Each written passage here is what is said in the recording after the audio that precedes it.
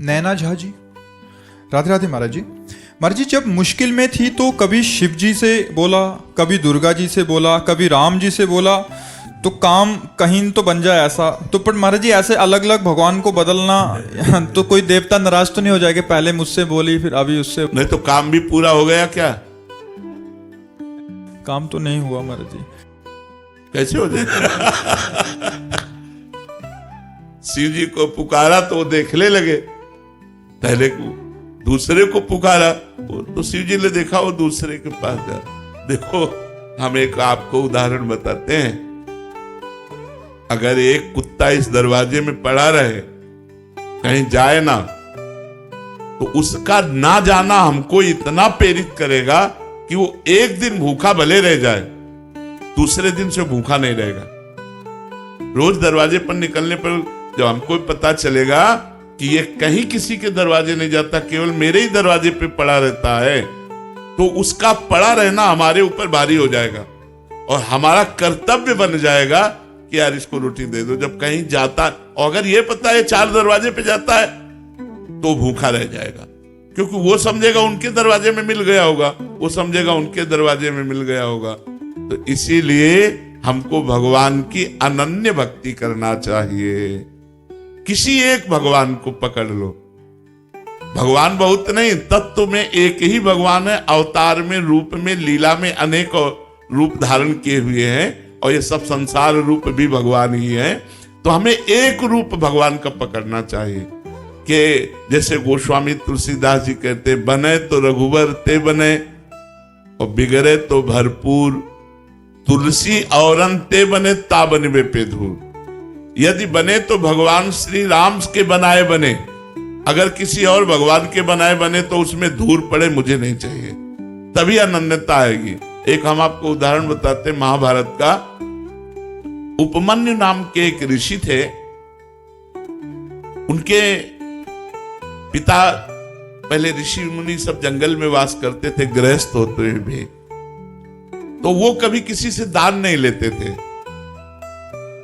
तो एक दिन उपमन्यु जी उस ऋषि के घर गए बालकों के साथ खेलते हुए, जिनके जजमान थे। तो वहां उनको सुंदर दूध पीने को मिला, जो कभी जीवन में नहीं मिला था, क्योंकि जंगली फल मूल से गुजारा करने वाले ऋषि थे। उपमन्यु जी ने अपनी मां को आके कहा, मुझे दूध दीजिए, जैसा मैंने उनके घर में पिया। तो उनका, तुम्हारे पिता किसी जजमान का दान नहीं लेते, इसलिए हमारे पास न गाय है, न सुविधा है, न दूध दे सकते हम आपको। वो हट कर लिए। तो एक जंगली चावल होता है, उसको पीस करके उन्होंने पानी में पिलाया कि लो। तो उनका, नहीं, ये दूध नहीं है। तो उनका, अगर तुम्हें दुग्ध ही पान करना है तो भगवान शंकर की आराधना कर। बड़े आवेश में कहा, और जो चाहेगा तुझे प्राप्त होगा। तो उनका, माँ फिर मुझे आराधना का नियम बताओ। तो उन्होंने नियम बताया और पंचाक्षरी मंत्र उनको दिया। वो 10,000 वर्ष तक दाहिने पैर के अंगूठे केवल खड़े होकर पंचाक्षरी मंत्र हाथ उठा के जपते रहे 10,000 वर्ष तक। भगवान शिव प्रसन्न हो गए। बहुत, वैसे तो आशुतोष है और डरदानी बड़े शीघ्र प्रसन्न होने वाले। अब उन्होंने परीक्षा ली, इष्ट परीक्षा भी लेता है। उन्होंने परीक्षा ली, वो देवराज इंद्र बन गए और नंदिकेश्वर एरावत हाथी बन गए, और जितने शिव पार्षद थे वो सब देवता बन गए, और अंबा जी, भगवती पार्वती जी इंद्राणी बन गए। और उनका वरम ब्रूह, नेत्र खोलो और वरदान मांगो। उन्होंने नेत्र खोला, देखा ये तो देवराज इंद्र का समाज, उनका जो तुम्हारी इच्छा वो मांग लो। तो उन्होंने प्रणाम किया और कहा, देवराज इंद्र और समस्त देव समाज, आपके चरणों में प्रणाम है, पर आप जाइए, मुझे आपसे नहीं चाहिए, मुझे भगवान शिव से चाहिए। क्योंकि भगवान शिव ही थे, तो उपहास करने लगे। तो उनका, सावधान, मैंने ना आपको बुलाया है, ना मैंने आपसे मांगा है, आप स्वयं आए हो, तो हम आपको नमस्कार करके वापस भेज रहे हैं। पर यदि आप हमारे इष्ट की निंदा करेंगे तो आप ऐसा ना समझिए, हमारे इष्ट के मंत्र में इतनी ताकत है कि मैं एरावत सहित तुम्हें अभी भस्म कर दूंगा। अब चूंकि भगवान शिव थे तो डरने वाले तो थे नहीं, फिर उपहास करने लगे शिव का। तो एक अघोर मंत्र है भगवान शिव का। हम लोग जब संन्यास मार्ग में थे तो उस मंत्र का परिचय हमें प्राप्त है। अगर ये सिद्ध हो जाए तो जो चाहे वो सो कर सकता है। तो उन्होंने तुरंत हाथ में जल लिया, जो ही अघोर मंत्र का संधान किया तो नंदिकेश्वर प्रकट हो गए और उस जल को रोक लिया और कहा, इष्ट मंत्र से इष्ट पर प्रहार करते हो। तब देखा तो भगवान शंकर, पार्वती और समस्त पार्षदगण तो उनका त्राहिमाम शरणागत वत्सल भगवान शिव रक्षा करो। हमने तो देवराज इंद्र समझकर प्रहार किया। बोले नहीं वत्स, मैं तुम्हारी परीक्षा लेने आया था कि देखें तुम एकनिष्ठ हो या केवल अपनी चाह पूर्ति करने वाले, जैसे आपने प्रश्न किया। अब बोलो क्या चाहते हो।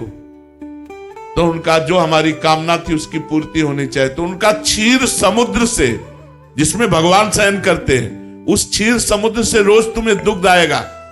और अजरश्चैव अमरश्चैव, और जब तुम हमें याद करोगे मैं प्रकट हो जाऊंगा। तो अनन्य निष्ठा से ही वस्तु की प्राप्ति होती है। ये जो कि लक्ष्मी जी से बना तो बना, नहीं तो पार्वती जी से बना तो बना, फिर भद्रकाली से बना, कि कोई ना कोई तो सुन ही लेगा, कभी तो कोई नहीं सुनेगा। मर जी हमारी स्थिति ऐसी है कि जैसे आपसे राधा नाम सुना कि एक केवल राधा नाम जपिए और सारी बात बन जाएगी, तो राधा। कहीं हनुमान जी का सुना कि मतलब भूत प्रेत निकटना है, फिर शिव जी का सुना कि जल चढ़ाओ तो ऐसा उसकी एक देखो तत्व एक है तो एक से ही काम बन जाएगा। जब तक एक में नहीं लगोगे तब तक आध्यात्मिक उन्नति नहीं होगी। आप ये पक्का समझ लीजिए। एक भरोसो, एक बल, एक आस विश्वास, एक राम घनश्याम हित, चातक तुलसीदास। एक जगह कहीं लग जाओ, एक जगह लग जाओ। अगर आप राधा राधा कहते हो तो सारे विघ्नों की शांति और समस्त कामनाओं की पूर्ति हो जाएगी। चुपचाप लगो।